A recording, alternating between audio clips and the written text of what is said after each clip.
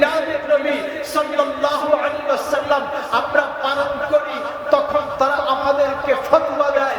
কিন্তু কয়েকদিন আগে যখন পহেলা বৈশাখ এসেছিল, মঙ্গল শোভাযাত্রার নামে বেহায়া নারী পুরুষরা রাস্তার মাঝখানে তারা কি করেছিল? নাচানাচি করেছিল। এই মৌলবীদের তখন কোনো ফতোয়া ছিল? তারা তখন কোনো ফতোয়া দেয় নাই। কারণ তখন ফতোয়া দিলে তাদের পকেটের অবস্থা কি হবে? নরম হয়ে যাবে। পকেটের অবস্থা নরম হবে, এই জন্য তারা তখন ফতোয়া দেয় না।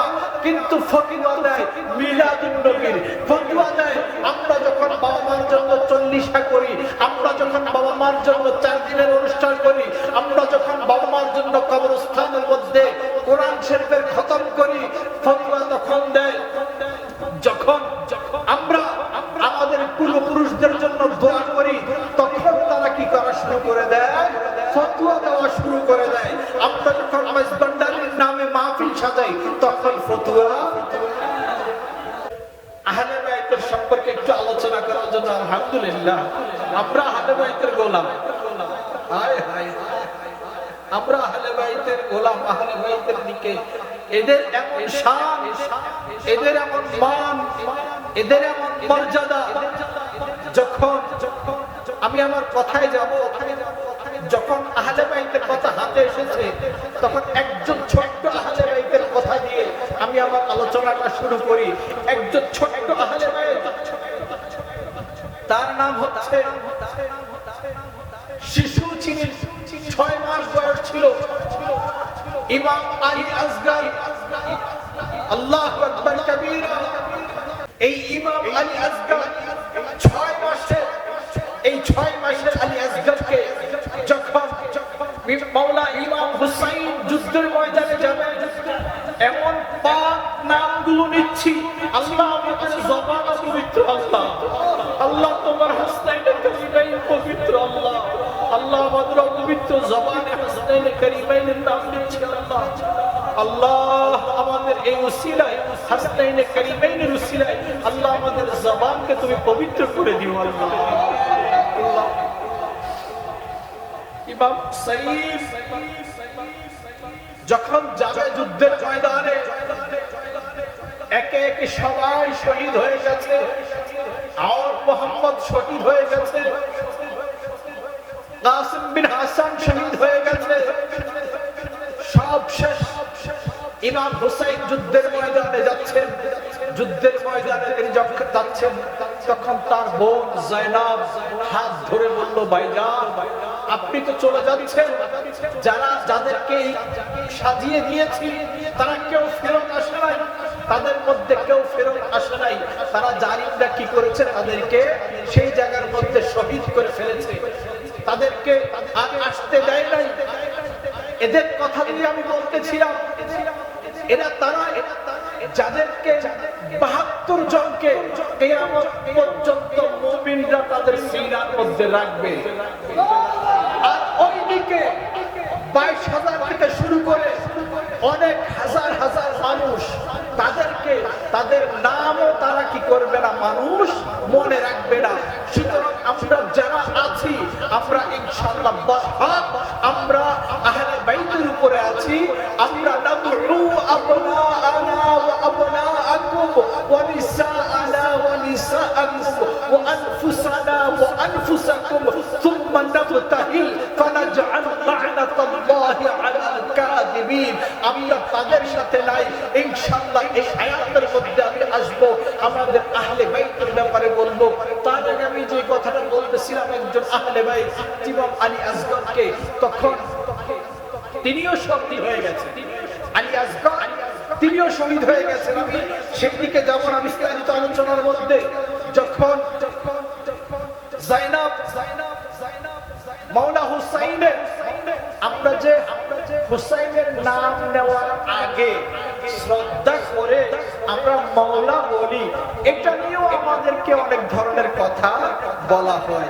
আরে আমরা আমাদেরটা বলবো ইনশাআল্লাহ। কারণ আপনি যা কিছু করেন আর না করেন, একবার যদি হুসাইন আপনার দিকে তাকিয়ে মুস্কি হাসে, আপনার সারা জীবন পার হয়ে গেছে।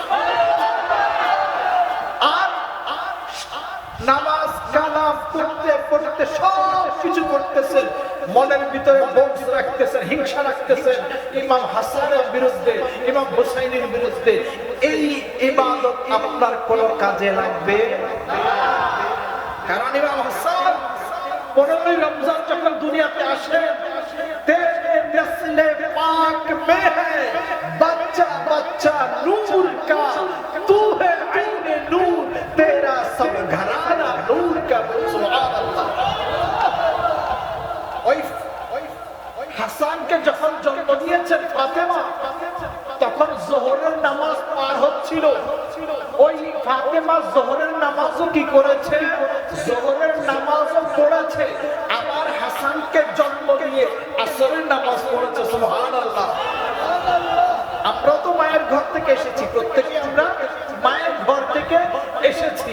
আমাদের আশা করে আমাদের মা বোনরা অনেকদিন পর্যন্ত তাদের একটা বাধ্যবাধকতা থাকে, আর তেরে নসলে পাক মে হ্যায়, তোমার নসলের মধ্যে ইয়া হাবিব সব নূর। যেই কারণে নূর থেকে নূর আসার কারণে ফাতেমার এক ওয়াক্ত নামাজের কাজা হয় না। বলুন সুবহানাল্লাহ। ফাতেমার এক ওয়াক্ত নামাজ।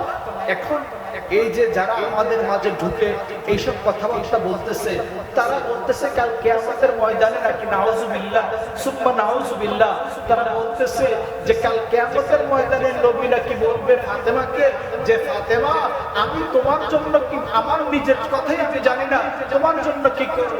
আর যেই ফাতেমা দুনিয়া থেকে ইন্তেকাল করেছেন, সেই দিন সবাই কেঁদেছে মদিনাবাসী, এবং সবচেয়ে বেশি যিনি কেঁদেছেন তিনি হচ্ছেন আলিকুল মুর্তজা। আলিকুল মুর্তজা কাঁদছেন। তখন তারা জিজ্ঞেস করতেছে, আপনি কি ফাতেমার প্রেমে বেশি অন্ধ ছিলেন যার কারণে এত কান্নাকাটি করতেছেন? তখন তিনি বললেন, না, এই জন্য না, আমি কাঁদছি এই জন্য আল্লাহর হাবিবের গুনাহগার উম্মতদের জন্য দোয়া করার সর্বশ্রেষ্ঠ একজন মানুষ আজকে দুনিয়া থেকে বিদায়। কারণ সে যতবার হাত তুলেছে, মাওলা হুসাইনও বলেছে, মাওলা হাসান বলেছে যে আমাদের মা যখন হাত তুলেছে কোনদিন বলে না আল্লাহ আমি আমার স্বামী সন্তান সহ যেন কি করতে পারি, পেট ভরে একবেলা খেতে পাই, এটা কোনদিন কি করি নাই, আমার মায়ের মুখে শুনি নাই। যতবার হাত তুলেছেন ততবার তিনি বলেছেন আল্লাহ আপনি আমার বাবা জানের গুনাহগার উম্মতদেরকে ক্ষমা করে দিয়ে দাও। আলিকুল মুর্তজা সেই জন্য। আরে ফাতেমা শুধু যখন ফুলসিরাত পার হবে, শুধু যখন পার হবে তখন তো কামলিওয়ালা নবী সবাইকে, কারণ যারা নবীকে মহব্বত করেছে তাদেরকে আল্লাহ ফুলসিরাত পার করাবেন না? আল্লাহ পার করাবেন, জান্নাতে ঢুকবেন। যখন ওই ফুলসিরাত পার করা হবে তখন সবাইকে বলা হবে, আল্লাহর হাবিব ডাক দিয়ে বলবে তোমরা তোমাদের দৃষ্টিকে অবনত করো, তোমাদের চোখকে তোমরা কি করো, দৃষ্টিকে অবনত করো, কারণ আমার ফাতেমা পার হবে। সুবহানাল্লাহ। আমার ফাতেমা কি হবে, পার হবে।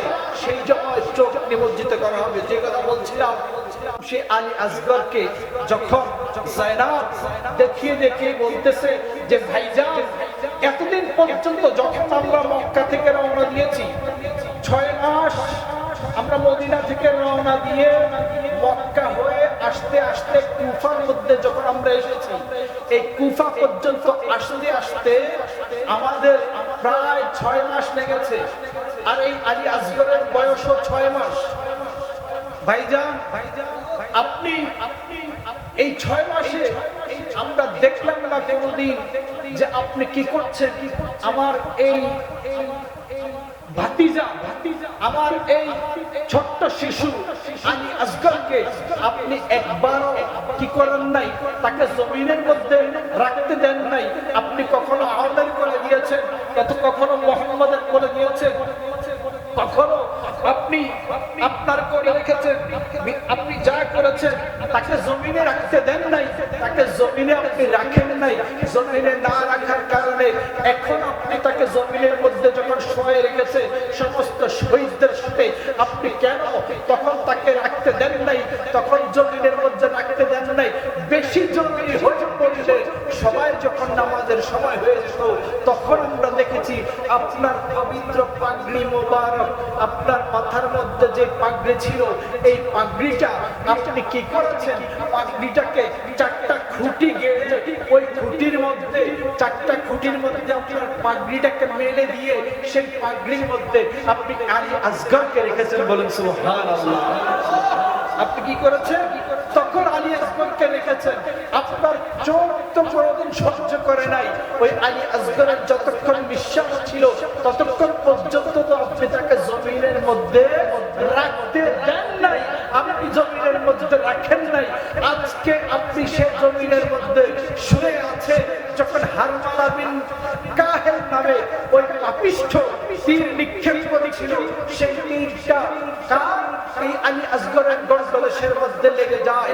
এক ফোঁটা রক্ত জমিনে পড়ার আগেই জমিন রব্বুল ইজ্জতের দরবারে আরজ করছে, পরওয়ারদিগার মাওলা মাবুদ, ওই আলী আসগরের এক ফোঁটা রক্ত যদি জমিনের মধ্যে পড়ে, মাওলা তুমি সৃষ্টি করেছো, কিন্তু আমরা আমাদের পক্ষ থেকে তোমার দরবারে আরজি জানাই, আল্লাহ আমরা এই জমিন থেকে এই মানুষের, যে মানুষগুলো কি করেছে এই আলী আসগরকে শহীদ করেছে, এই মানুষের কাজের আগে এমন করে শস্যাদি আমরা জমিন থেকে উৎপন্ন করব। যখন তারা এই কথা বলেছে, জমিন আল্লাহর দরবারে আরজ করেছে, আল্লাহ পাক রব্বুল ইজ্জত কি করেছে, আলী আসগরের খুন মোবারক আল্লাহর আরশে আজিমের মধ্যে নিয়ে গেছেন। সুবহানাল্লাহ। এটা ভিন্ন এক কথা, ভিন্ন এক জগৎ, সেদিকে যাব না। আমি যেটা বলছিলাম, সেই আলী আসগর আপনি এখন তাকে জমিনের মধ্যে শুয়ে রেখেছেন। আমাকে একটু বলুন, আজকে যদি আপনি আমাকে না বলেন তাহলে এটা আমার অজানা থেকে যাবে, আমাদের কারণ এটা জানা নাই। তখন মাওলা হোসেন বলেছিল, আবিষ্কৃত হয়েছিল যে তখন ইসমাইল অল্প বয়সের বাচ্চা, ইসমাইল ছোট বাচ্চা, ইসমাইল তখন এত কিছু বুঝে না, না বুঝার কারণে ইসমাইল জমিনের মধ্যে পানির দরকার হয়েছে, কারণ মায়ের স্তনের মধ্যে কি নাই, দুধ নাই, এখন কি করবে, তার পানির দরকার হয়েছে, সে বুঝে নাই। জমিনের মধ্যে এইভাবে কি করেছে, জমিনের মধ্যে ধাক্কা দিয়েছে, জমিনের মধ্যে ধাক্কা দেওয়ার সাথে সাথে জমিন থেকে আল্লাহ কি করেছেন, জমজম উৎপন্ন করে দিয়েছেন।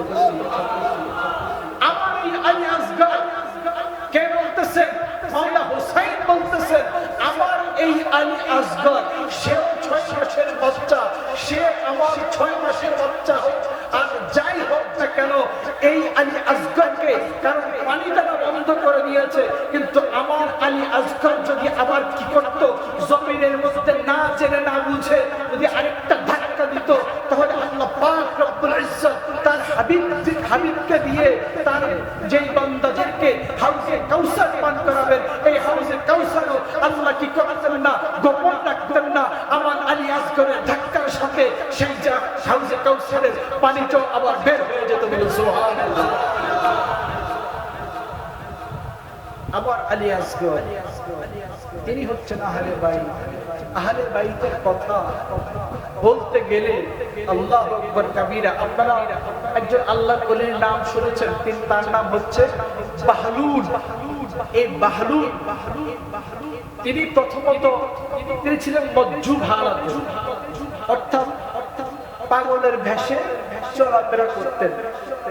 তিনি তখন পাগল হন নাই, একদিন তিনি যখন হয়েছেন, ওই বেশভূষা যখন হয়েছে, সেই দিন রাস্তা দিয়ে তিনি যাচ্ছিলেন।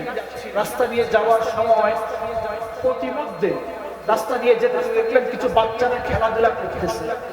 তো খেলাধুলা যারা করতেছে তাদের মধ্যে দেখলেন যে সব বাচ্চারা খেলাধুলা করতেছে, একটা বাচ্চা একটু আলাদা হয়ে সে সেখানে দাঁড়িয়ে দাঁড়িয়ে গভীর মনোযোগ দিয়ে কি যেন চিন্তা করতেছে।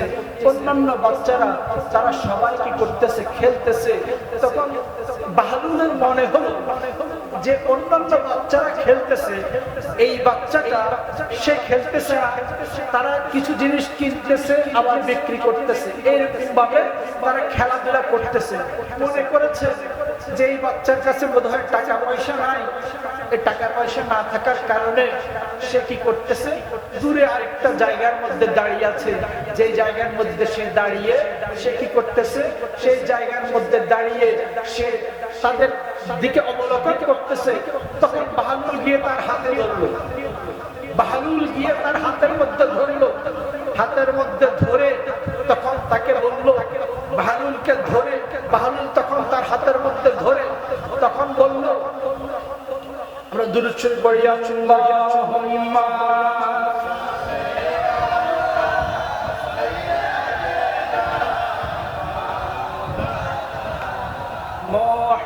মুহাম্মাদ ওয়া আলা আলি মুহাম্মাদ ওয়া আলা আলি।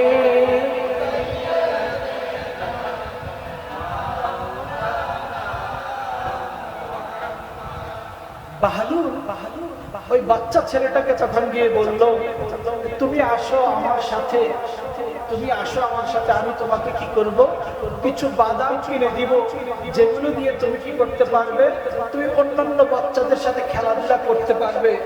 যখন এটা বললো, এটা বলার পরে তখন সেই বাচ্চা বলল, আমি তো দুনিয়াতে খেলাধুলা করার জন্য আসি নাই, আমি দুনিয়াতে খেলাধুলা করার জন্য আসি নাই, আমি দুনিয়াতে। তখন এই কথাটা যখন বলেছেন, বলার সাথে সাথে বাহলুল অজ্ঞান হয়ে পড়ে গেল। অজ্ঞান হয়ে যখন পড়ে গেছে, অজ্ঞান হয়ে পড়ে যাওয়ার পরে কিছুক্ষণ পরে বাহলুলের মাথায় পানি দেওয়া হলো।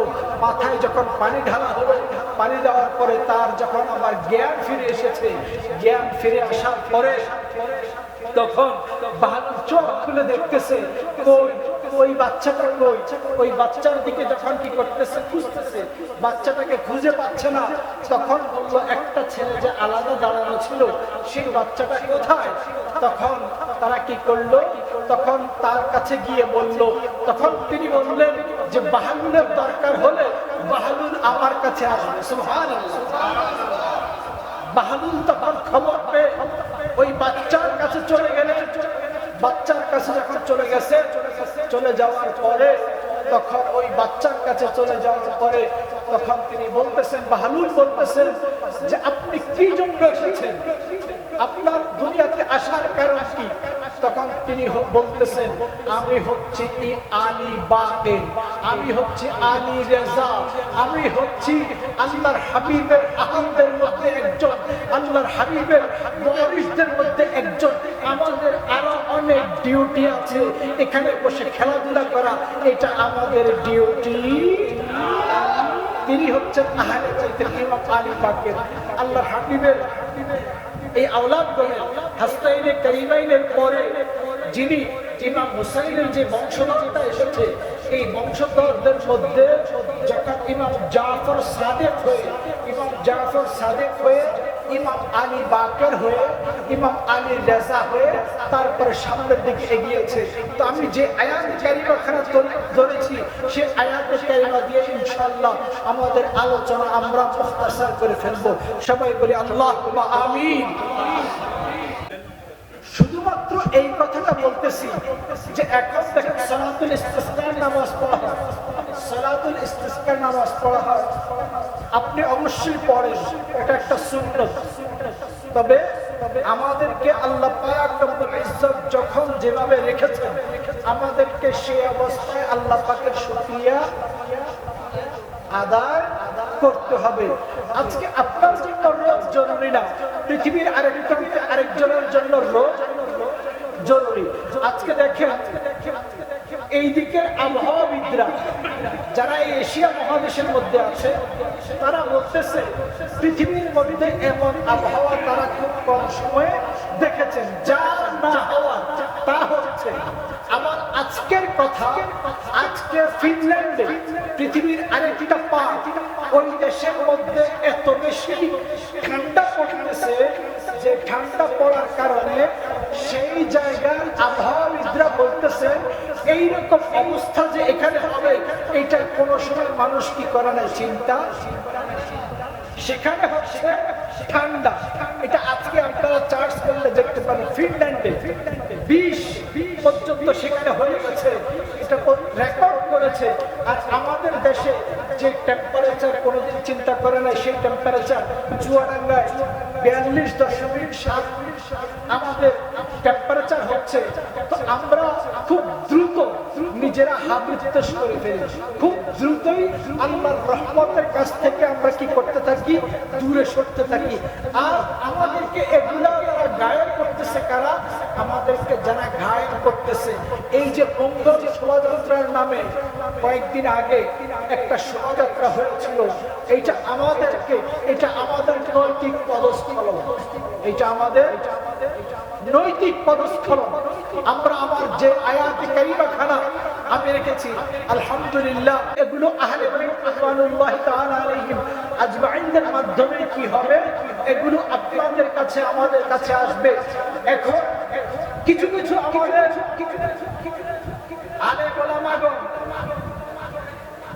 আলেম ওলামাগণ যারা নিজেদেরকে দাবি করছে আলেম ওলামা, কিন্তু তাদের আচার আচরণ, তাদের কথাবার্তায় নবীর মহব্বতের কথা ফুটে ওঠে না। আপনি দেখেন, আপনার আমার জন্য ওযুর যে ফরজ আছে, আপনার ওযুর জন্য যে ফরজ, আপনি এই ওযুর ফরজটা আদায় করার আগে আপনার 3টা সুন্নাত আদায় করতে হয়। সুবহানাল্লাহ।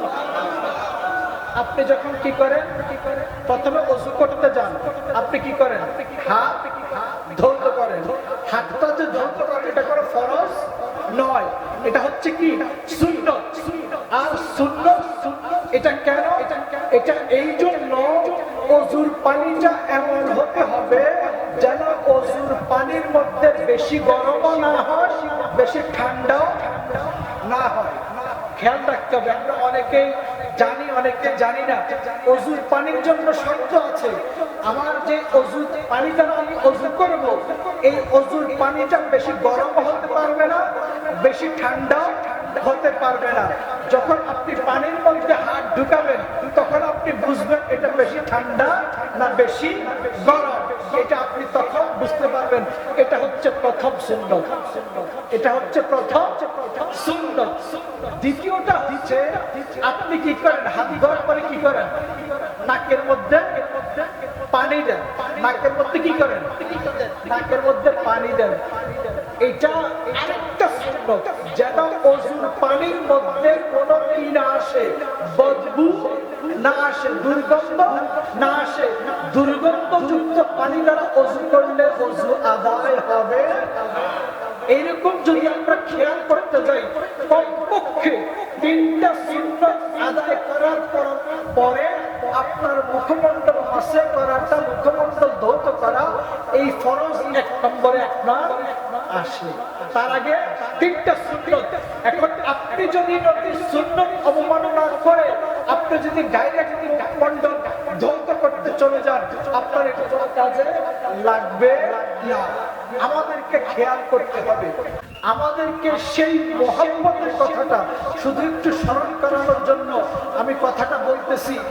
সেই নবী, যেই নবী আপনার জন্য আমার জন্য এই সুন্নতের ব্যবস্থা করেছেন, এই নফলের ব্যবস্থা করেছেন, শুধু তাই নয়, আপনি যে আজকে কোরআনে পাক পেয়ে খুশি করতেছেন, যখন এই কোরআনে পাক অবতীর্ণ হয়েছে, কাফেরদের সাথে এই কথা হয়েছে, তারা বলতেছে তাদের ধর্ম সঠিক, আর আল্লাহর হাবিব বলতেছেন ইসলাম ধর্মের কথা। যখন এই ইসলাম ধর্মের কথা বলতেছেন, এই ধর্মের কথা যখন তিনি বলতেছেন, তখন তারা বলেছে আমাদের ধর্মই সঠিক, আমাদের ধর্ম সঠিক। তখন একটা কথা আলোচনা হয়েছে, যে আলোচনা হয়েছে কি, যে নাদউ আবনাআনা, আমরা আমাদের কি করব, আমাদের সন্তান সন্ততিকে আনবো, তোমরা তোমাদের সন্তান সন্ততিকে আনবে, আমরা আমাদের আত্মীয় স্বজনকে আনবো, তোমরা তোমাদের আত্মীয় স্বজনকে আনবে, আমরা আমাদের আহালদেরকে আনবো, তোমরা তোমাদের আহালদেরকে আনবে। যখন এই কথা হয়েছিল তখন দেখলো কামলিওয়ালা নবী আসতেছে, এক হাসান, এক পাশে হোসেন, এক পাশে আলী বিন মুর্তজা, এক পাশে ফাতেমা। যখন তাদেরকে দেখলেন, তাদেরকে দেখার পরে তারা ওই জায়গা থেকে পলায়ন করলো। পলায়ন করার পরে কোরআন বলতেছে আমরা আমাদের নিজেদেরকে আনলাম, তারা তাদের নিজেদেরকে আনলো। কিন্তু কাফেররা, বেঈমানরা, মুশরিকরা তারা তখন আল্লাহর হাবিব সাল্লাল্লাহু আলাইহি ওয়াসাল্লামের চেহারার মধ্যে যেই অবস্থা দেখলো, তারা বুঝতে পারলো আজকে কামলিওয়ালা নবীর চেহারার যে অবস্থা, আজকে যদি নবীর সামনে কি করতে যায়, কারণ নবী রাহমাতুল লিল আলামিন কাউকে কিছু বলেন না। আজকে যে অবস্থা নবীর চেহারার, আজকে যদি সামনে যাই তাহলে কি হবে? তুম্মা নাবতাহিল ফানাজআল লা'নাতাল্লাহি আলাল কাযিবিন। কি হয়ে যাবে? তখন আমরা সেখানে গেলে আমরা জানি আমাদেরটা কি অবস্থা। আমরা আজকে মিথ্যাবাদীদের অন্তর্ভুক্ত হয়ে যাব এবং নবীর সামনে দাঁড়ানোর মতো আমাদের কোনো অবস্থান থাকবে। যখন অবস্থা থাকবে না, তারা চিন্তা করেছে এখনো যারা বাকি আছে আমাদের ধর্মের, আজকে যদি সামনে গেলে নবী যদি দোয়া করে দেয় তাহলে আর কিয়ামত পর্যন্ত আমাদের কেউ কি করবে না, বাকি থাকবে না। এই চিন্তা ভাবনা করে তারা চলে গেছিল। তো এই আহলে বাইতের কথা আমরা বলছিলাম, হাসনাইনে কারিমাইনের কথা। এই হাসনাইনে কারিমাইন থেকে যারা এসেছে, আজকে যে মাহফিল সাজিয়েছে, এই মাহফিলের আরেকটা নাম হচ্ছে, এখানে আমরা আসলে পীরে পীরা মেরে মীরা পীর আব্দুল কাদের জিলানী আলাইহির রহমাতুর দোয়ানের নাম নেই। আল্লাহু আকবার কাবীরা। আমি ছোট্ট কথা দিয়ে শেষ করে দিচ্ছি। একজন বাবা তার সন্তানটাকে নিয়ে বড় পীরের দরবারে গেলেন। হুজুর, আমার ছেলেটা নামাজ কালাম পড়ে না, আমার ছেলেটা এবং কি করে তার হাত খারাপ, সে মানুষের বাসায় গেলে কি করে সেখান থেকে চুরি করার চেষ্টা করে, জিনিসপত্র নিয়ে আসে। হুজুর, মানুষের কাছে আর মুখ দেখাতে পারি না, লজ্জা শরমে এখন আর মুখ দেখাতে পারি না, আপনি একটু তার জন্য দোয়া করেন, সে নামাজ কালাম পড়ুক আর এই ধরনের কাজ যেন সে আর না করে। আব্দুল কাদের জিলানীর দরবারে গেলেন। আব্দুল কাদের জিলানীর কাছে তারা গেছেন। আমরা আল্লাহর ওলিদের দরবারে যাই কিসের জন্য? আল্লাহর ওলিদেরকে আল্লাহর দরবারে মাধ্যম করার জন্য। আমরা বলি আল্লাহ তুমি আব্দুল কাদের জিলানীর উসিলায়, আল্লাহ তুমি আতায়ে রাসূল হিন্দাল ওয়ালি খাজা মুঈনুদ্দিনের উসিলায়, আল্লাহ আবুল বারাকাত বদরুদ্দিন শেখ আহমদ ফারুক সিরহিন্দি মুজাদ্দিদ আল-ফিসানির উসিলায়, আল্লাহ শেখ সাহরাওয়ার্দীর উসিলায়, ইয়া আল্লাহ শাহজালালের উসিলায়, শাহ কোরআনের উসিলায়, শাহ মিরাজের উসিলায়, গাউসুল আজম ভান্ডারের উসিলায় আমরা তাদের কাছে চাই না, তাদেরকে মাধ্যম করে চাই। আমরা তাদেরকে মাধ্যম করে চাই, কারণ আপনার আমার জবান পবিত্র, আব্দুল কাদেরের জবান পবিত্র নয়, মুঈনুদ্দিন আব্দুল কাদের জিলানীর জবান পবিত্র নয়। আমার জবান পবিত্র হতে পারে, আপনার জবান পবিত্র হতে পারে, কিন্তু তারা 1 রাকাত 2 রাকাত নামাজের মধ্যে পবিত্র কালামুল্লাহর খতম দিয়েছেন। বলুন সুবহানাল্লাহ। শুধু তাই নয়, বাগদাদের মধ্যে এলান হয়েছে যে আজকে কি করা হবে। এখানে রাজ দরবারে ভাবে মাহফিল সাজানো হয়েছে যে মাহফিলের মধ্যে আজকে নবীর শান মান গাওয়া হবে। একজন মা এবং একজন মায়ের মেয়ে, তাদের বাবা ইন্তেকাল করেছে। ওই মা কিছুদিন আগে আব্দুল কাদের জিলানীর হাতে বায়াত গ্রহণ করেছে। বায়াত গ্রহণ করার পরে আব্দুল কাদের জিলানী জাহিরি জিন্দেগি থেকে পর্দা করলেন। আল্লাহর ওলিরা পর্দা করে, আল্লাহর ওলিরা মরে, শুধু পরিবর্তন হয়, জায়গার পরিবর্তন হয়, মরার সময় কই। কারণ আপনি ছিলেন আলোকে আরওয়াহের মধ্যে, সেখান থেকে আপনি এসেছেন মায়ের পেটের মধ্যে, মায়ের পেট থেকে যাবেন কবরের মধ্যে, কবর থেকে উঠবেন হাসরের ময়দানে। মরার সময় কই? মরে তারা যারা আল্লাহর ওলিদের সাথে নাই, যারা আল্লাহর ওলিদের সাথে নাই, তাদের দুনিয়া মরা, আখিরাত মরা, তাদের জিন্দেগি মরা। কারণ তাদের কোরআন তাদেরকে বলতেছে কি তাদের রক্ত চলবে, শরীরের মধ্যে রক্ত প্রবাহিত হবে, কিন্তু তাদেরকে কেউ কি বলবে না, জীবিত বলবে না। আবার কেউ কেউ আমির হামজার মতো কারবালার ময়দানে তাদের মতো যারা আছে তাদেরকে আবার কোরআন কি বলতেছে, তোমরা তাদেরকে কি করিও না, ওয়ালা তাকুলু লিমান ইউকতাল ফি সাবিলিল্লাহ আমওয়াত বাল আহইয়া, তোমরা এদেরকে জীবিত বলো, সুবহানাল্লাহ। তোমরা এদেরকে কি করো না, মৃত বলিও না। যখন আব্দুল কাদের জিলানী জাহিরিভাবে পর্দা করেছেন ওই মা, তখন এলান শুনে গেলেন, কিন্তু তাদেরকে বলা হলো যে তোমরা আজকে যে প্রোগ্রামের মধ্যে এসেছো, এখানে আমাদের একটা ইনভাইটেশন কার্ড আছে, একটা আমন্ত্রণ পত্র আছে, এই আমন্ত্রণ পত্রটা তোমরা একটু দেখাও। তারা বললো আমাদের কাছে কোনো আমন্ত্রণ পত্র নাই, কিন্তু আমরা মাইকের আওয়াজ শুনে কি করেছি, এসেছি। তখন তারা বললো যে এখানে অনুমতি ছাড়া প্রবেশ করতে দেওয়া যাবে না। তখন তারা ঘরের মধ্যে চলে গেল। ঘরের মধ্যে যাওয়ার পরে মা আর মেয়ে তখন নবীর প্রতি দুরূদ পড়তেছেন, সুবহানাল্লাহ।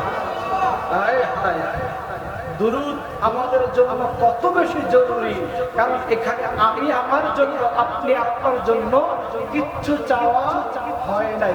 আল্লাহুম্মা সাল্লি আলা সাইয়্যিদিনা মুহাম্মদ, আল্লাহর কাছে তার হাবিবের জন্য চাওয়া হয়, সুবহানাল্লাহ।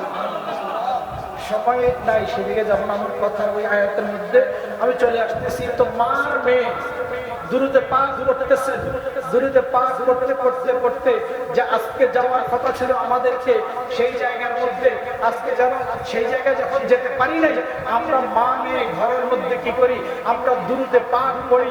দুই মা মেয়ে যখন দুরুদে পাক করতেছেন, পড়ার পরে রাত্রের 2 ভাগ শেষ হওয়ার পরে মা মেয়েকে বললেন চলো আমরা আবার ওযু বানিয়ে আসি, তারপরে আমরা সেহরি খাবো, সেহরি খেয়ে কালকে আমরা রোজা রাখবো। যখন এই কথা বললেন, এই কথা বলার পরে মেয়েটা ঘর থেকে বের হয়ে যাচ্ছিল, তখন একটা চিৎকার দিয়ে মেয়েটা অজ্ঞান হয়ে জমিনের মধ্যে পড়ে গেল। তখন মা তাড়াতাড়ি গেলেন, তাড়াতাড়ি যাওয়ার পরে দেখলেন যে ঘরের দরজার মধ্যে মা এবার আশ্চর্য হয়ে গেছেন। মা আশ্চর্য হয়ে বলতেছেন যে হুজুর, আপনাকে তো কিছুদিন আগে বাগদাদের জমিনের মধ্যে মানুষ কি করেছিল, দাফন করেছিল। আজকে আপনি এই জায়গার মধ্যে আমার ভাঙ্গা চৌকাঠের মধ্যে আমার ঘরের দরজাটা পর্যন্ত ভালো নাই, আমার ঘরের দরজাটা পর্যন্ত ভাঙ্গা, অথচ হুজুর আপনি এই দরজার মধ্যে আমার এই ভাঙ্গা চৌকাঠটা ধরে আপনি চুমকাচ্ছেন। মেয়ে এবার সজাগ হয়ে গেল, তার আবার মাধুসী থেকে আবার তার জ্ঞান চলে আসলো। জ্ঞান চলে আসার পরে সে বলতেছে মা তুমি কার সাথে কথা বলতেছো? তখন তার মা বলল আমি আর কেউ নয়, আমার পীর, বড় পীর আব্দুল কাদের জিলানী আলাইহিস রাহমাতুল্লাহর সাথে আমি বলতেছি, কারণ তিনি জাহিরিভাবে দুনিয়া থেকে পর্দা করেছেন। এখন আমি তার দিকে আমি মোতাবজ্জ হয়ে আমি তার দিকে রেসপেক্ট করে তাকে আমি দেখতেছি, তার দিকে যখন আমি লক্ষ্য করতেছি আমার এই ভাঙ্গা চৌকাঠটা তিনি ধরতেছেন। আমি জিজ্ঞাসা করলাম হুজুর আপনি আমার এই ভাঙ্গা চৌকাঠ কেন চুমকাচ্ছেন?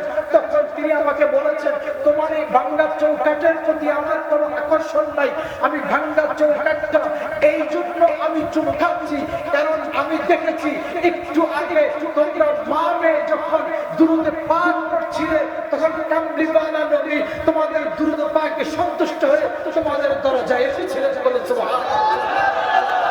শুধু তাই নয়, আল্লাহর হাবিব যখন বের হচ্ছিলেন তখন আমি দেখেছি নবীজির গায়ের চাদর মোবারক তোমার দরজার মধ্যে লেগেছে, সেই জন্য তোমার দরজাকে আমি চুমু খেয়েছি, বলে সুবহানাল্লাহ। আল্লাহু আকবার কবীরা। আমরা আল্লাহর ওলিদের দরবারে যাই, বাবা নিয়ে গেলেন ছেলেটাকে, হুজুর ছেলেটা নামাজ পড়ে না, চুরিদারি করে, হুজুর একটু তার জন্য দোয়া করেন। আব্দুল কাদের জিলানী আলাইহিস রাহমাতুর দোয়া, তাকে একটা নসিহত দিলেন যে বাবা তুমি যে কাজ করো সেই কাজের মধ্যে তুমি থাকো, তবে আমার একটা কথা শুনতে হবে। যখন এই কথা বললেন তখন সে বলল হুজুর আমি যেহেতু নামাজ কালাম পড়ি না, আমারটার মধ্যে আমি থাকতে পারবো, আমি চুরিদারি যাই করি, আমি যখন আমারটার মধ্যে থাকতে পারবো, আপনি যেই শর্ত দেন আমি সেই শর্ত মেনে নিতে রাজি আছি।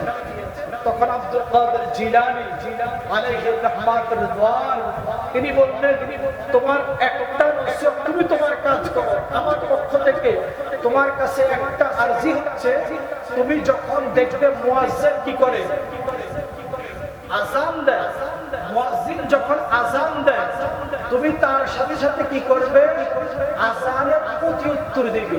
তুমি কি করবে, আযানের প্রতি উত্তর দিবে, যেখানে থাকো যে অবস্থায় থাকো আযানের প্রতি উত্তর দিবে। সে তখন মনে করলো যে ঠিক আছে, আমি আব্দুল কাদের জিলানীর কথা শুনে যাই, তাহলে আমার বাবার মুখ থেকে আমি কি করতে পারবো, সারতে পারবো। এই চিন্তা ভাবনা করে সে কি করতেছে, আযানের জবাব দিচ্ছে। এখনো নামাজ কালাম ধরে নাই, তার কাজ সে করে যাচ্ছে, কিন্তু ওয়াদা করে এসেছে, সেই জন্য সে আযানের কি করতেছে, জবাব দিচ্ছে। একদিন জবাব দিতে দিতে একদিন রাত্রিবেলা ফজরের সময় হয়ে গেল, যেই ঘরের মধ্যে চুরি করতে গিয়েছিল ওই ঘরের মধ্যে মুয়াজ্জিনের আযানের ধ্বনি আওয়াজ আসলো। যখন মুয়াজ্জিন আল্লাহু আকবার বলতেছিল, আল্লাহুম্মা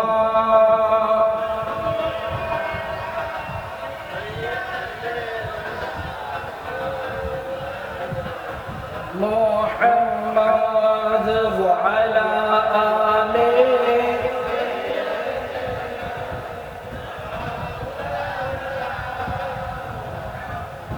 ওই ঘরের মধ্যে যখন মুয়াজ্জিনের আযানের ডাক গিয়েছিল, আযানের আওয়াজ গিয়েছে, মুয়াজ্জিনের আযান, মুয়াজ্জিন যখন আযান দেয়, এর চাইতে মঙ্গল পৃথিবীর মধ্যে আর কিছু হতে পারে না।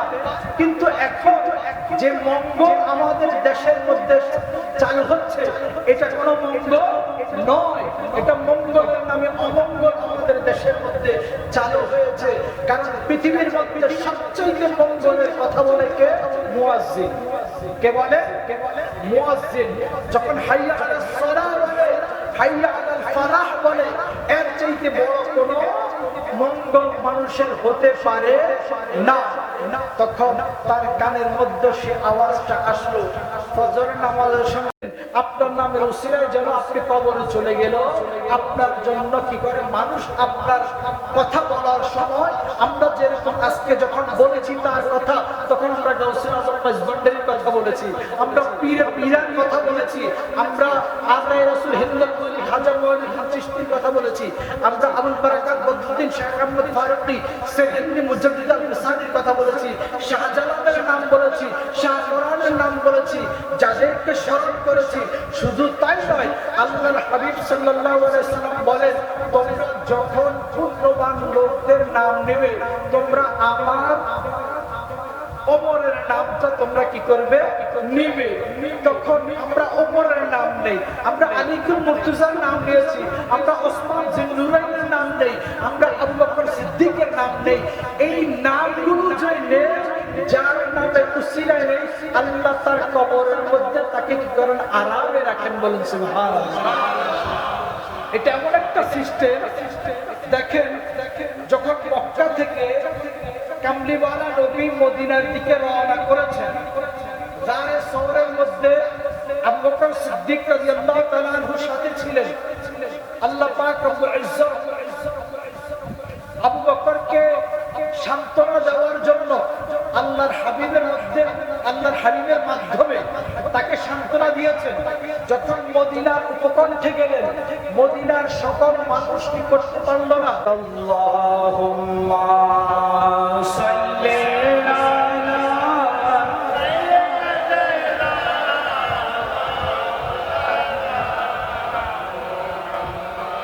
ওয়া আলা আলি।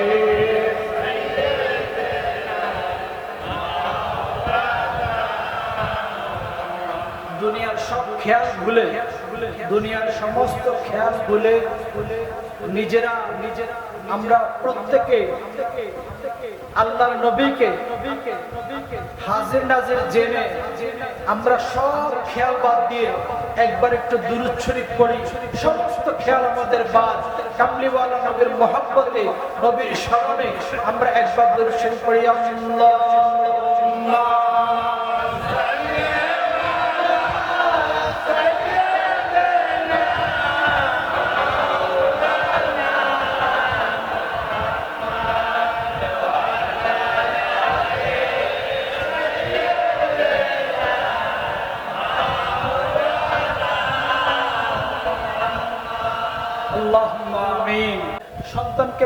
পড়াশোনা করাবেন, কিন্তু এমন পড়াশোনা করাবেন না যেটা আপনার জন্য কি হয়ে যায়, আপনার জন্য ক্ষতি হয়ে যায়। এমন পড়াশোনার দরকার নাই।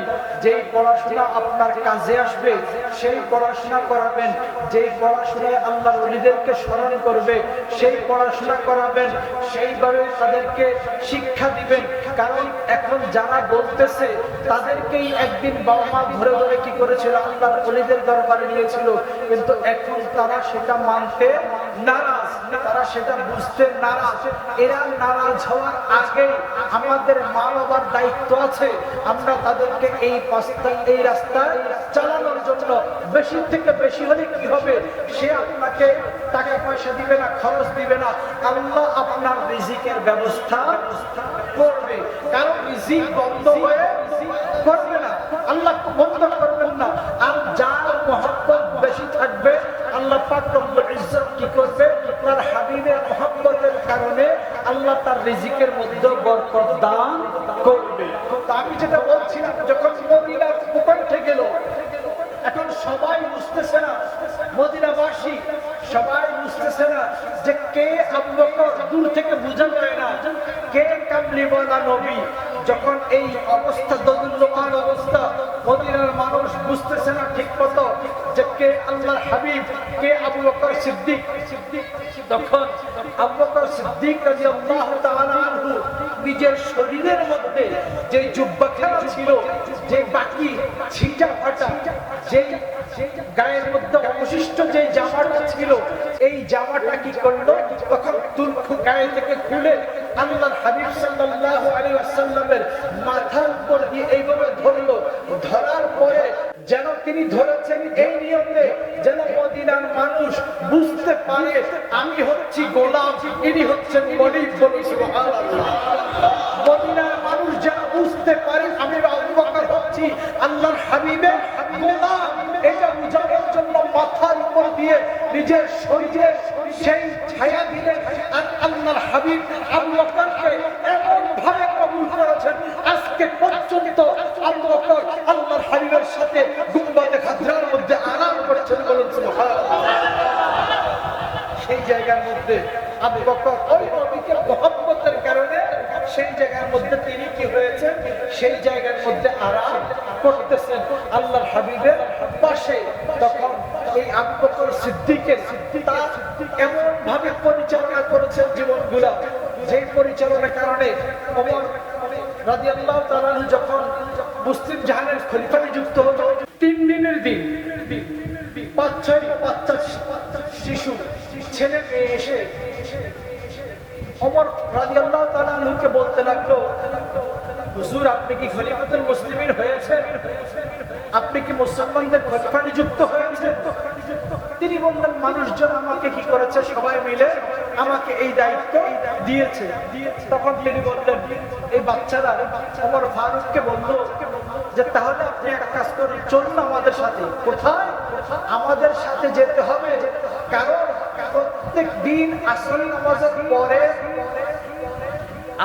নামাজের পরে আবু বকর সিদ্দিক রাদিয়াল্লাহু তাআলা আনহু তিনি কি করতেন, আমাদেরকে প্রত্যেকদিন, আমাদের বাবা নাই, আমরা 6-7টা ভাই বোন, আমাদের মা আছে, আসরের নামাজের পরে আবু বকর সিদ্দিক আমাদের ঘরের মধ্যে যেতেন। ঘরের মধ্যে গিয়ে আমাদের বকরি আছে, ওইটার দুধ আমরা কিছু খাইতাম, কিছু বিক্রি করে আমাদের সংসার চলতো। তখন তিনি কি করতেন, প্রত্যেকদিন গিয়ে দুধগুলা দহন করে দিয়ে আসতেন। আপনিও চলুন, আমাদেরকে তো আসরের নামাজের পরে 2 দিন পর্যন্ত আবু বকরকে দেখতেছি না। ওমর ফারুক হাঁটতেছেন আর চোখের পানি ফেলতেছেন, চোখের পানি ফেলতে ফেলতে তিনি ওই বাচ্চাদের পিছনে পিছনে তখন রওনা দিলেন। প্রতিমধ্যে দেখা হলো রাবিয়া বিন কাবের সাথে। রাবিয়া বিন কাবের সাথে যখন দেখা হলো, কাব জিজ্ঞাসা করলো, ওমর আপনি এত কাঁদতেছেন কেন? কারণ রাবিয়া বিন কাব এমন সাহাবী, এমন জলিলুল সাহাবী, আল্লাহর হাবিবের ওযুর পানি এগিয়ে দিতেন, আল্লাহর হাবিবের খেদমত করতেন।